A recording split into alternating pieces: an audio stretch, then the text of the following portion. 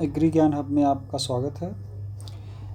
UP GK superfast की series में आज ये लेक्चर नंबर 2 है, जिसमें उत्तर प्रदेश की मिट्टियों के बारे में चर्चा की जाएगी। तो उत्तर प्रदेश की मिट्टियाँ 3 भौतिक क्षेत्रों में विभाजित हैं। पहला, भाबर व तराई क्षेत्र की मिट्टी। उत्तरी अर्थात भामर क्षेत्र हिमालयी नदियों के भारी निक्षेप से निर्मित होने के कारण यहाँ की मिट्टी कंकड़ पत्थरों तथा बालुओं से निर्मित है, जो कि बहुत छिछली है। जल नीचे चला जाता है इनमें। इस क्षेत्र में कृषि कार्य असंभव है। इस क्वेश्चन आ चुका है कि भाबर और तराई क्षेत्र में कृषि कार्य संभव है या असंभव है, तो ये यहाँ से देखिए क्लियर हो रहा है। यहाँ झाड़ियाँ व वन पाए जाते हैं।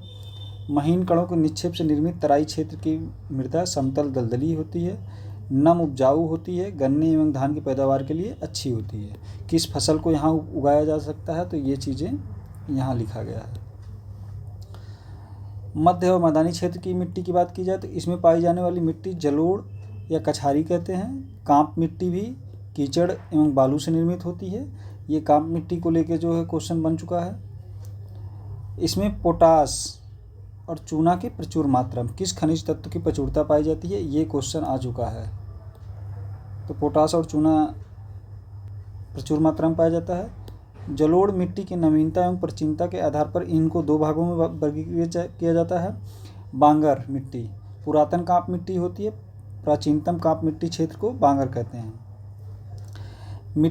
यह मिट्टी उन मैदानी भागों में पाई जाती है जो ऊंचे होते हैं, वहाँ नदियों की बाढ़ का जल नहीं पहुँच पाता है। इसे राज्य के पूर्वी भाग उपरहार मिट्टी कहते हैं। उपरहार मिट्टी किस मिट्टी का उपनाम है, तो बांगर मिट्टी का। ये क्वेश्चन आ चुका है। बांगर मिट्टी को ही कहते हैं। डोमट, बलुई डोमट, मटियार व मूड़ आदि भी कहा जाता है। इसके नामों को लेके क्वेश्चन बन चुके हैं। अब सेकंड मिट्टी की बात की जाए तो खादर या कछारी मिट्टी या नूतन या कांप मिट्टी। नवीन मिट्टी वाले क्षेत्र को खादर मिट्टी क्षेत्र कहते हैं। इनमें बाढ़ के मैदान में पाई जाती है। बाढ़ हर साल यहाँ आ जाती है। प्रदेश के विशाल मैदान में जलोढ़ एवं कांप मिट्टी का विस्तार पाया जाता है। बांगर की अपेक्षा अधिक जल धारण करने की क्षमता पाई जाती है इस मिट्टी में, तो ये भी एक क्वेश्चन अच्छा है। अब दक्षिणी भाग के पठार की मिट्टियों की बात की जाए तो बुंदेलखंड की मिट्टियाँ कहलाती हैं ये। इन मिट्टी में मोटे अनाज उगाए जाते हैं। यहाँ कई प्रकार की मृदाएँ पाई जाती हैं, जैसे लाल मिट्टी। इनमें किन खाद्यान्नों का, तो मोटे अनाजों का उत्पादन किया जाता है। लाल मिट्टी की बात की जाए तो यह मिट्टी दक्षिणी इलाहाबाद, झांसी, मिर्ज़ापुर, सोनभद्र ज़िले में पाई जाती है। तो ये क्वेश्चन आ चुका है कि लाल मिट्टी किन क्षेत्रों में पाई जाती है। ये ज़िलों से PYQ में आ चुका है। इसको हम बाद में जब PYQ की सीरीज चलाएंगे इसके यूपी की, तो उसमें दिखा देंगे करेंगे आपको। लाल मिट्टी में नत्रजन, जीवांश, फास्फोरस, चूने की मात्रा की कमी होती है। यहाँ गेहूँ, चना, दाल आदि उगाई जाती हैं फसलें।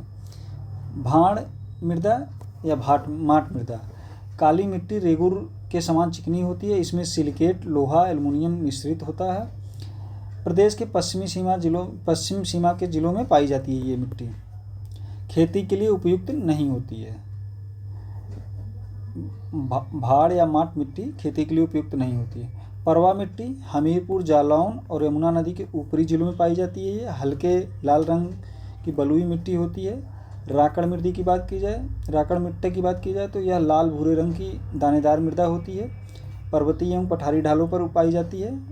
भेंटा मिट्टी विंध्य पर्वतीय क्षेत्र में पाई जाती है। तो मिट्टी किस क्षेत्र में पाई जाती है, इसको लेके क्वेश्चन बना है। जैसे राकड़ मिट्टी या लाल भूरे रंग की दानेदार मिट्टी होती है, तो यहाँ से क्वेश्चन बन चुके हैं।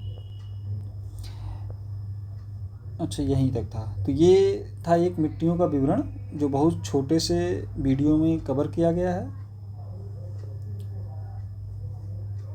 आगे की वीडियो जो है नेक्स्ट टॉपिक पे होगी। इसका आपको PDF कहाँ मिलेगा, तो एग्री ज्ञान हब के टेलीग्राम चैनल पे आप जाएंगे, वहाँ फ्रेश PDF आपको मिल जाएगी। ये कंपाइलेशन PDF हम देंगे, 1, 2, 3 वीडियो और हो जाएगी, तो उसके बाद हम दे दिया करेंगे। जैसे आज मिट्टी पे बात हुई है, तो आगे अब हो सकता है न्यू टॉपिक कोई जो सही लगे उसको पढ़ाएंगे। धन्यवाद।